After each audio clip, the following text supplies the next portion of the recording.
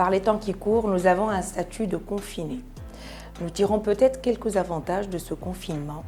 Notre peau est moins exposée aux UV, donc c'est une bonne nouvelle pour les Tunisiens qui sont hyper exposés et dont plusieurs maladies cutanées sont liées à l'exposition solaire. La peau est moins exposée à la pollution, donc on dort mieux. Donc avec 7 à 8 heures de sommeil, 30 minutes de sieste pour la majorité sinon plus, qui aide à régénérer la peau. On mange mieux, plus équilibré, nous sommes au repos, moins de stress de travail, moins de stress de circulation. Tout ça a des effets bénéfiques sur tout l'organisme, le cerveau et éventuellement sur la peau. Alors, quoique le rythme nictéméral de la majorité des gens, notamment des enfants, soit inversé, on dort bien, on mange bien, on se repose, mais on est plus anxieux quant à la situation générale du pays.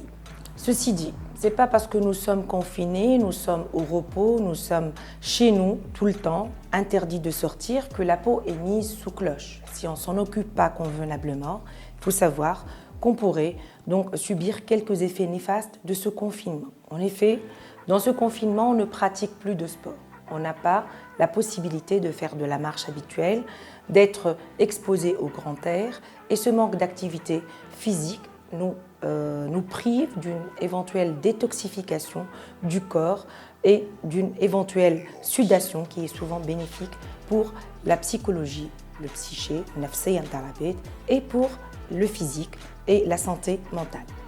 L'absence d'exposition aux UV, donc certaines maladies cutanées s'améliorent, ou des signes cutanés de vieillissement, d'hyperexposition, de photosensibilité, mais certaines peaux ont besoin d'une exposition UV et donc être privé des UV, c'est être dépourvu également d'une synthèse de vitamine D indispensable pour un bon fonctionnement du corps. La chaleur et la sécheresse. Donc, absence d'hydratation, chaleur imposée par un chauffage excessif actuellement en mi-saison, surtout qu'on est exposé à des intempéries de cet hiver qui se prolonge jusqu'au mois d'avril. Et donc, tout ça peut contribuer à abîmer la peau. En effet, donc une peau normale, elle perd normalement de l'eau via une transpiration. C'est ce qu'on appelle la perspiration insensible en eau.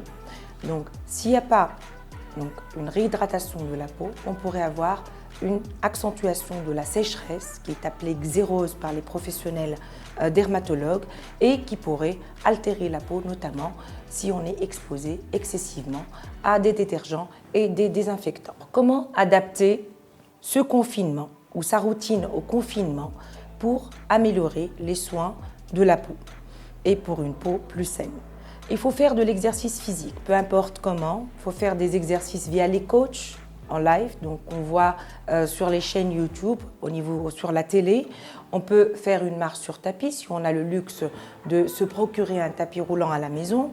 Et on peut faire des mouvements d'aérobic ou danser si nécessaire. Ça va égayer l'ambiance et ça va apporter un plus côté exercice physique.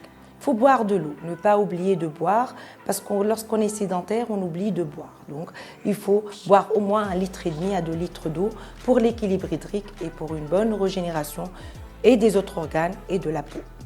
Pour l'hygiène, donc, on préférera les produits qui ne sont pas très détergents.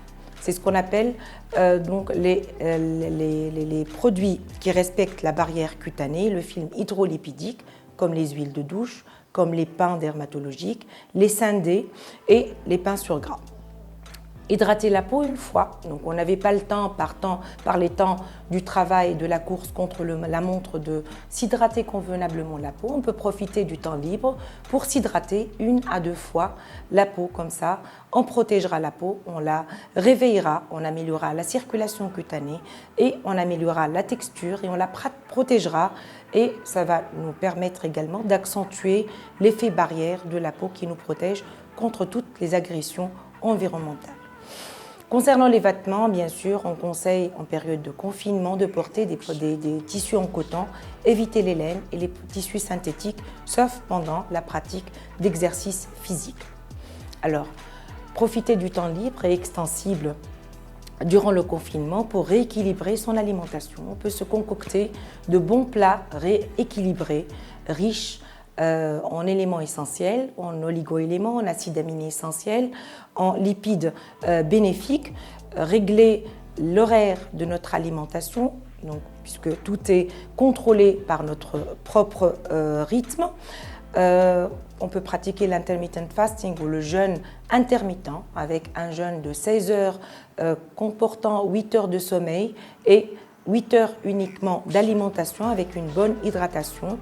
L'intermittent fasting est une bonne alternative pour rééquilibrer, détoxifier, perdre du poids si on a un excès de poids et également pour stimuler les gènes de rajeunissement et de régénération tissulaire pour mieux fonctionner et régénérer notre organisme.